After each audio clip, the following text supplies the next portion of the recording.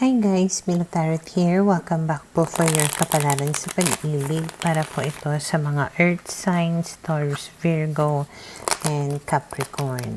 Maglalagay na lang po ako ng timestamp para sa mapuntahan ninyo ang inyong mga zodiac signs. Pero syempre, this is a general reading kaya hindi po lahat ay makaka-relate. Okay, so we will start po with Taurus. Ano kaya yung posibleng pagdaraanan ng mga Taurus sa mga susunod na mga araw?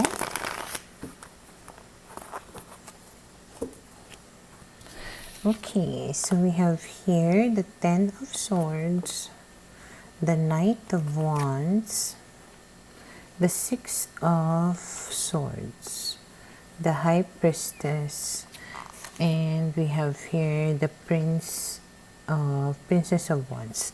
Okay. Malaki yung chance na yung person ninyo ay fire sign, water sign, and nandito din Gemini, okay, and Aquarius. So, base sa mga barahan na ito, pwedeng mag-reach out sa inyo itong tao na ito, okay, parang to resolve kung ano yung mga issues ninyo. Okay, parang malaki yung chance na na-betray ka nitong tao na ito. Pero magre-reach out siya sa'yo para kumbaga ayusin yung ginawa niya na pangloloko sa'yo. Okay? Pwedeng this might lead to positive changes.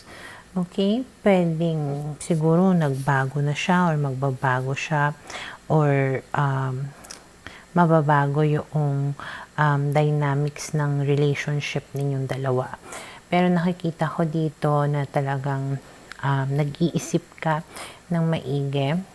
Palagay ko hindi ka kaagad magpapabola sa tao na to. Parang magiging wise yung decisions mo when dealing with this person. Maybe you want to make sure na talagang kung ano man yung ginawa nito sa'yo before, tapos na at hindi na mauulit pang muli at magkakaroon nga ng mga pagbabago. Okay? And then we have here the Prince of Swords, and then the King of Swords, the Two of Pentacles, the Eight of Swords, and the Nine of Swords. But unfortunately, lalong-lalo na kung air sign yung person ninyo, may possibility na hindi pa rin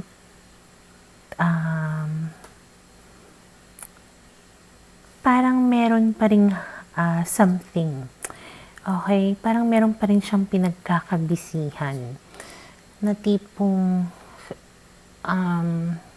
kapag bibigay ka sa kanya, you might feel trapped ulit.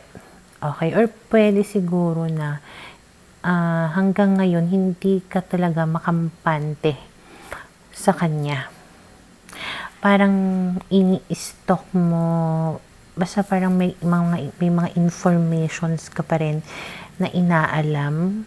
So, kung ano man yung sasabihin niya sa'yo, parang hindi ka sure kung totoo ba yung mga sinasabi niya sa'yo. Kaya parang sinasaliksik mo talaga ng maigi kung nagsasabi nga ba siya talaga ng totoo. And you feel parang gulong-gulo yung isipan mo. Talagang hindi ka makampante. Nai-stress ka, nag-overthink ka. Okay? So kahit nasabihin nating naghahangad siya dito ng positive changes or naghahangad siya dito ng na matapos yung mga issues ninyo, parang hindi ka talaga totally na at ease or hindi ka talaga naniniwala sa kanya. Okay? Kaya you want to make sure na you are going to make the right decision. Okay? And then we have here the Queen of Pentacles, the Strength card, the Five of Swords, and then we have here the Three of Cups. Okay. So, what will happen is patuloy ka nito nasusuyuin. Okay? Pero, there is this part of you na parang hindi ka talaga naniniwala eh. Siguro, the only time na makikipagbalikan ka sa kanya is kapag napatunayan niya talaga sa'yo na wala na siyang ginagawa at hindi siya nagsisinungaling sa'yo. Pag talagang napakampante ka niya. Okay, that's the only time na babalikan mo siya. Pero right now, I think medyo lumalayo ka sa kanya or iniiwasan mo. Or hindi ka, ayun nga, hindi mo ibibigay yung buong tiwala mo sa kanya. And then we have here the Four of Wands, the Seven of Pentacles, and the Prince of Cups. So nakikita ko dito, it might take a long time bago ka mapapayag nitong tao na ito. May possibility, na magkabalikan kayo, pero hindi agad-agad. And then we have here, so eventually talaga magkakabalikan din kayo kapag naramdaman mo talaga na seryoso na siya sa'yo. Okay? And then we have here the Queen of Swords.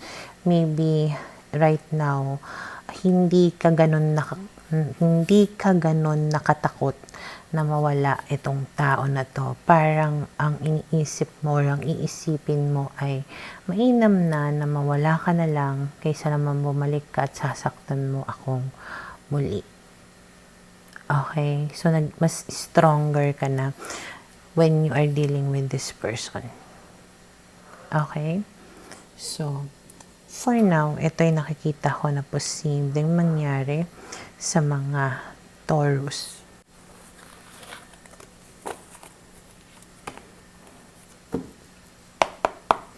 Para sa mga Virgo, okay, let's see, ano kayong posibleng pagdaraanan ng mga Virgo sa mga susunod na mga araw. Okay, so we have here the Sun, the Temperance card, the Three of Pentacles, the Seven of Pentacles, and the Prince of Pentacles. Okay, so malaki yung chance na yung person ninyo ay Earth sign, Taurus, Virgo, Capricorn, na andito din ang fire sign, Aries, Leo, Sag.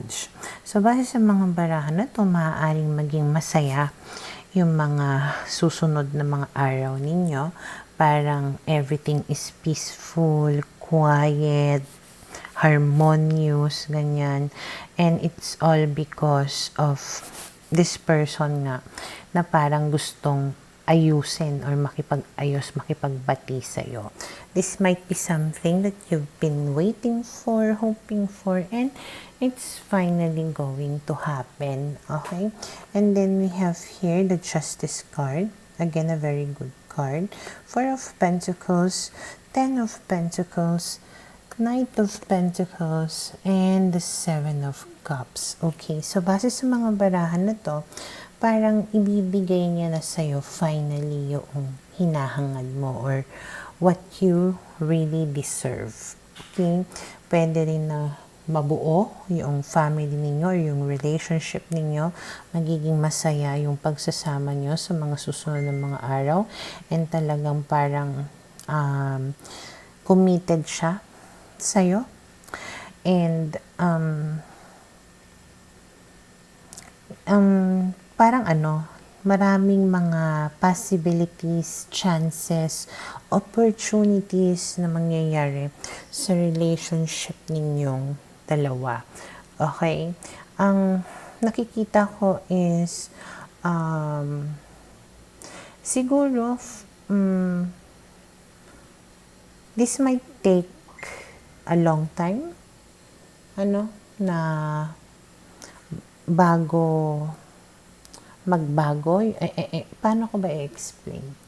Medyo mahirap na mawala or masira, kumbaga, yung moment na ito.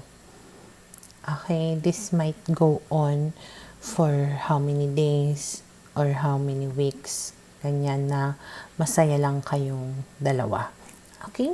And then we have here the Six of Cups, the Three of Wands, the Two of Cups, and then we have here the Four of Swords. So, base sa mga barahan na to, talagang nagkabalikan kayo dito. And then, parang may mga improvements sa relationship ninyo, or you're taking your relationship into the next level. And then, the Two of Cups, yung parang talagang kung ano yung nararamdaman mo, nararamdaman niya. Napakasaya ng union ninyong dalawa. Talagang nagmamahalang kayong dalawa. And then, Four of Swords, parang relax lang. Chill lang yung relationship niyo, easy going, parang kalmado nga lahat-lahat. Okay? And then we have here the Two of Wands, the Queen of Swords, and the Tower. Yung nga lang kagaya ng sabi ko kanina, it might take a long time bago magbago yung situation na to. Meron lang isang tao dito na nakikita ko na posibleng in the future na magiging problema at sisira sa relasyon ninyong dalawa. Okay? Pero, ang nakikita ko naman dito, pwedeng makaramdam ka ng kalungkutan. Kasi parang dalawa yung possibility. Either bumigay kayo dun sa problema na yon or hindi. Pwede rin na makakaramdam ka lang ng a moment of sadness, ganyan, a moment of defeat. But at the end, pwedeng buo pa rin yung relationship ninyong dalawa. And then we have here the Five of Cups. So, ito yung isang outcome, which is parang nasira ang lahat. Okay, hindi pa clear right now kung ano yung mangyayari about the future. Pero kakaya ng sabi ko, may dalawang outcome. Pero siguro sa ngayon, you might as well enjoy kung ano yung meron kayo, or i-enjoy mo yung happiness, yung calmness, and saka mo na kumbaga problemahin yung mangyayari in the future. Parang cross the bridge when you get there. For now, make your relationship stronger para kung halimbawang merong susubok na guluhin kayo or buwagin kayo, malalagpasan nyo ito. Okay? Basta for now, ito'y nakikita ko na posibleng mangyari sa mga Virgo.